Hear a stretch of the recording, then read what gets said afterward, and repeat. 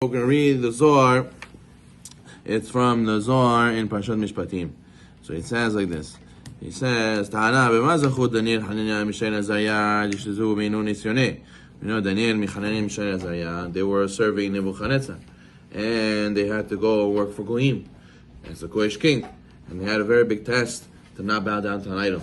And they passed their test. Daniel did not give in to the rules that they made for him. They said you're not allowed to pray. He used to pray. The Hananiah, Mishael, and Azariah, they had to bow down to idol. They didn't want to bow down even if they were going to be thrown in the oven. He said, throw us. We're not going to bow down to idol. Big test they went through. How they had zechut to pass such a test? It's because the Zohar says they did not become defiled through their eating of the food that they ate. You know, they were in a place where there's no kosher food. And still, the king told them, you have to eat a certain diet in order to be able to serve me properly. And they didn't eat the food they gave them. They said, no, we want just vegetables, we just want fruit, we don't want any cooked food, because it wasn't kosher. And therefore, because of this, says the Zohar, they ate kosher food 100%, they were able to pass the tests afterwards. Amar Yehuda, Ktiv, Vayesen, Daniel Libo. And Yehuda says, it says the Pasuk, then Daniel thought about the matter, and he got an awakening. Why? For this, that he should not eat the food that the king made. And we learn from this Mishnah. They found out afterwards that what that bread was that Nebuchadnezzar served everybody. It was basar b'halav. There was inside that bread basar b'halav, meat and milk. So therefore what? He held himself from that, even though it was just a bread. Rabbi, it's just a bread. Still, Daniel held himself, and they found out afterwards there was basar b'halav. Bar mechlan aharin. Besides for all the other food that they cooked for them, that they wanted them to eat, that was also not kosher. And what? You could think it's a king's table, they had the most wonderful, decadent foods, every food you would want. Still, they didn't give in. And this is the food that would go on the table every single day, and he would hold himself back, and he would not go and eat it. Why? Because he didn't want that impurity to hold him back, because he knows he's going to fall in test afterwards. So non-kosher food is a gerech of itself. It says the Zohar Kadosh. More than that, it's a pitfall. It's the beginning. You are what you eat. You eat not kasher, it's tumah. You bring to yourself and you become tameh also. Daniel istamer mehai kadramu yate legubad arviata yishtalim betzulmad demare. Daniel, he held himself from eating milk and meat, and that way, what happens when he was inside the cave, right, the den of the lions didn't want to touch him. Zohar says why? Because he had Elokim on him. They saw on him holiness, that he did not defile himself. He had so much holiness, they didn't want to eat him. If he would have had basar b'halav, so the animals would say, we can eat this. This is good. He's tameh. But since they saw holiness on him, so therefore they didn't touch him. They saw tzelem Elokim on him.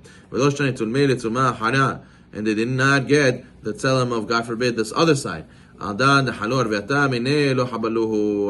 the lions were scared for him, and they did not eat him. So you see, a person has to know, a person wants to grow, a person wants to do more mitzvot, the person wants to pass his tests. First investment he should do is to make sure he's eating kosher food. Because if the community does not eat kosher food, all the Torah they learn, and all the chizuk they get, and all the videos they watch, what is it going to help them? Because in the end, they're going to fall in the test because of the tumah that they ate. So therefore, the first step to growing in holiness is making sure that the food you eat is actually kosher. How do we know? How do we know it's kosher? You ask your rabbi, and the rabbi will tell you what your person is supposed to do and what are the laws of kashrut. The Rasha, Nebuchadnezzar, in that moment, the kingdom was removed from him. And what happens? He ended up becoming an animal. Nebuchadnezzar became crazy, and he ended up acting like a dog. He ended up walking in the street on all fours and living with the animals and be acting like an animal, eating from the floor like an animal. It's because his actual human tzelem, his portion and his vision and his shape of a person, human, his humanity left him. From that day, his human portion left from him spiritually. Any animal that came to him looked at him as if it was the female version of that animal. And a gorilla would come to him, would see him as a monkey. They would go and a donkey would see him and call him and see him as a female donkey. Every animal used to see him, Nebuchadnezzar, as a female version of their animal, of their species. And all the animals wanted to mix with Nebuchadnezzar. And then many times the animals wanted to attack him, to eat Nebuchadnezzar.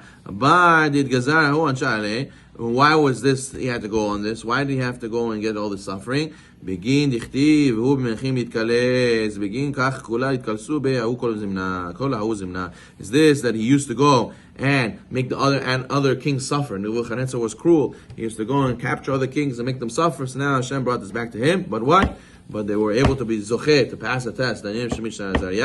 B'zchut of the kosher food they ate. So we all zocheh to eat 100% real kosher food. Baruch Adonai Olam.